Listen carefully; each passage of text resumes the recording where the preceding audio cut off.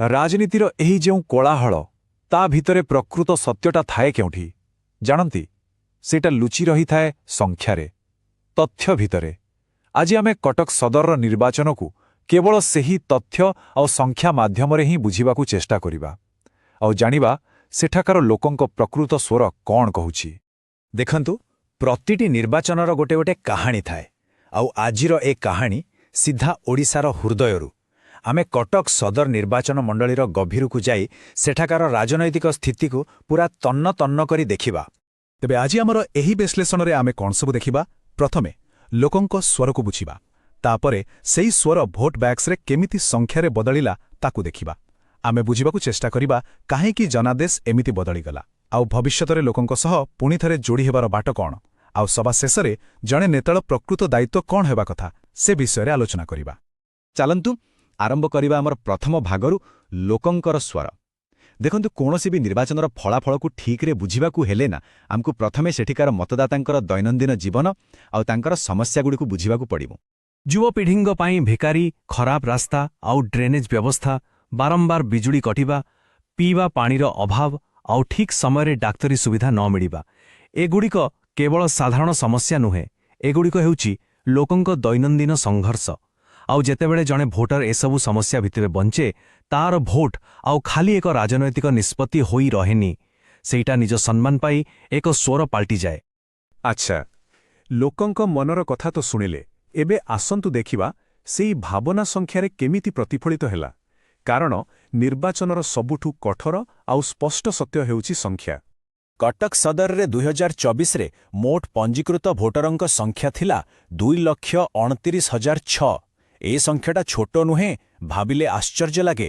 ଗୋଟିଏ ନିର୍ବାଚନ ମଣ୍ଡଳୀରେ ଗଣତନ୍ତ୍ରର ଶକ୍ତି କେତେ ବିଶାଳ। ଆଉ ସବୁଠୁ ଗୁରୁତ୍ୱପୂର୍ଣ୍ଣ କଥା ହେଲା ମତଦାନ ହାର ପାଖାପାଖି 72%। ଏହା 2019 ତୁଳନାରେ ଅଧିକ। ଏହାର ଅର୍ଥ କ'ଣ? ଏହାର ସିଧା ଅର୍ଥ ହେଉଛି ଲୋକମାନେ ନିଜ ମତ ଦେବାକୁ ଆଗେଇ ଆସିଥିଲେ, କିଛି ଗୋଟେ ପରିବର୍ତ୍ତନ ପାଇଁ ସେମାନେ ପ୍ରସ୍ତୁତ ଥିଲେ। ଏବେ ଦେଖନ୍ତୁ 2004ର ଚୂଡ଼ାନ୍ତ ଫଳାଫଳ। ବିଜେପି ପ୍ରାର୍ଥୀ ପ୍ରକାଶ ଚନ୍ଦ୍ର ସେଠୀ ପାଇଲେ 79,542 ଭୋଟ, ଯାହାକି ପାଖାପାଖି 47.5%। ଆଉ ବିଜେଡି ପ୍ରାର୍ଥୀ ଚନ୍ଦ୍ରସାରଥୀ ବେହେରା ପାଇଲେ 75,733 ଭୋଟ, ଅର୍ଥାତ୍ 46.7%। ଆଉ ହାରଜିତ୍ର ବ୍ୟବଧାନ ମାତ୍ର 3,809 ଭୋଟ। ଏହି ସଂଖ୍ୟାଟି ହିଁ ପୂରା କାହାଣୀ କହିଦେଉଛି।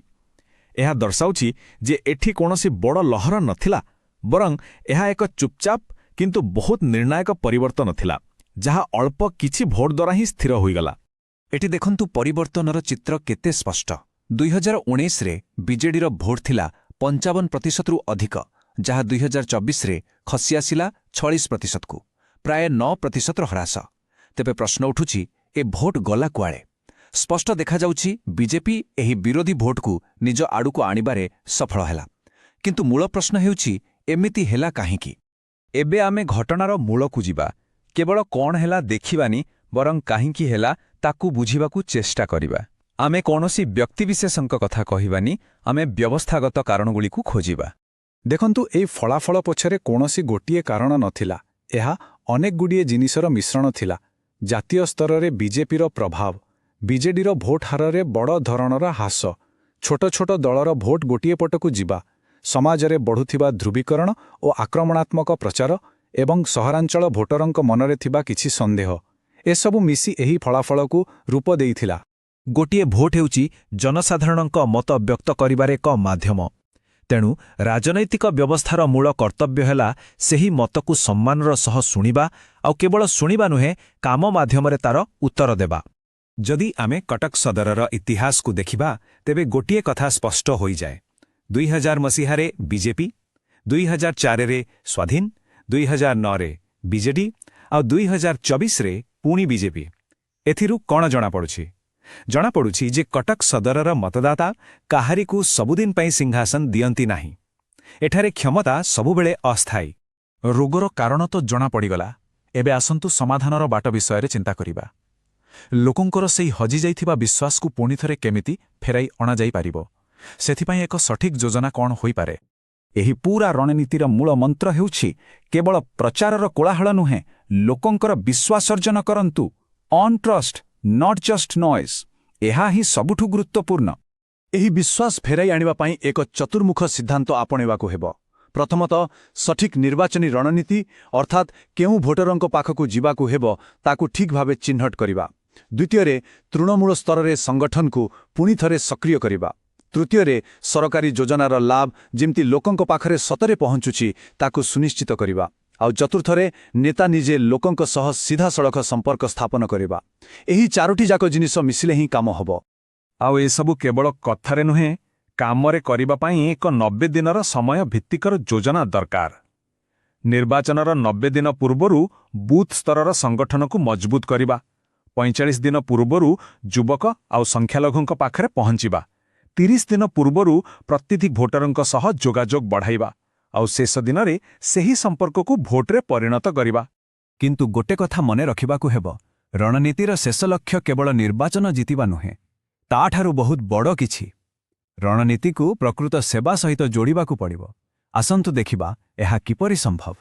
ଦେଖନ୍ତୁ, ଗୋଟିଏ ପଟେ ଅଛି ରାଜନୀତିର କୋଳାହଳ, ଯେମିତିକି ବିଭାଜନକାରୀ ଭାଷଣ ଆଉ ମିଛ ପ୍ରଚାର, ଆଉ ଅନ୍ୟପଟେ ଅଛି ପ୍ରକୃତ ସେବା, ଯେମିତିକି ଭଲ ରାସ୍ତା ତିଆରି କରିବା, ଯୁବକଙ୍କ ପାଇଁ ଦକ୍ଷତା ବିକାଶ କର୍ମଶାଳା କରିବା କିମ୍ବା ସ୍ୱାସ୍ଥ୍ୟ ଶିବିର ଆୟୋଜନ କରିବା।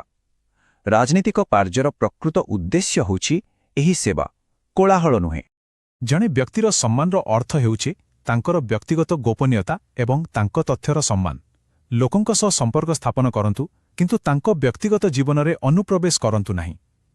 ବିଶ୍ୱାସ ସ୍ଥାପନ ପାଇଁ ତଥ୍ୟର ଦାୟିତ୍ୱପୂର୍ଣ୍ଣ ବ୍ୟବହାର ହିଁ ମୂଳଦୁଆ। ଆମେ ଏବେ ଆମ ବିଶ୍ଳେଷଣର ଶେଷ ପର୍ଯ୍ୟାୟରେ ପହଞ୍ଚିଛେ। ତେବେ ଏସବୁ ବିଶ୍ଳେଷଣରୁ ଆମେ ଶେଷରେ କ'ଣ ଶିଖିଲେ? କଟକ ସଦରର ଫଳାଫଳ ଜଣେ ନେତାର ଦାୟିତ୍ୱ ବିଷୟରେ କ'ଣ କହୁଛି? ଜନାଦେଶ ଏହା କୌଣସି ଉପହାର ନୁହେଁ, ବରଂ ଏହା ଏକ ଋଣ। ଆଉ ଯେମିତି ଋଣକୁ ଫେରାଇବାକୁ ପଡ଼େ, ଠିକ୍ ସେମିତି ଲୋକମାନେ ଏହି ଜନାଦେଶକୁ ଯେକୌଣସି ମୁହୂର୍ତ୍ତରେ ଫେରାଇ ନେଇପାରନ୍ତି। ଏହା ହିଁ ହେଉଛି ତଥ୍ୟରୁ ମିଳୁଥିବା ଶାନ୍ତ କିନ୍ତୁ ସ୍ପଷ୍ଟ ଚେତାବନୀ। ରାଜନୀତି କେବଳ କ୍ଷମତା ପାଇଁ ନୁହେଁ, ଏହାର ଉଦ୍ଦେଶ୍ୟ ତାଠାରୁ ବହୁତ ଉପରେ। ତଥ୍ୟ ଆଧାରିତ ଏବଂ ଲୋକଙ୍କ ପ୍ରତି କରୁଣା ରଖୁଥିବା ରାଜନୀତି ହିଁ ଭବିଷ୍ୟତର ରାସ୍ତା। ଯଦି ଆପଣ ଜନକେନ୍ଦ୍ରିକ ନେତା ହେବାକୁ ଓ ନିଜ ନିର୍ବାଚନ ମଣ୍ଡଳୀର ଉନ୍ନତି କରିବାକୁ ଚାହୁଁଛନ୍ତି, ତେବେ blueprintstrategies.ai ସହିତ mgr@blueprintstrategies.ai ରେ ସମ୍ପର୍କ କରନ୍ତୁ କିମ୍ବା 08042041660 ରେ କଲ୍ କରନ୍ତୁ। ରାଜନୀତିର ଊର୍ଦ୍ଧ୍ୱରେ ଉଦ୍ଦେଶ୍ୟ।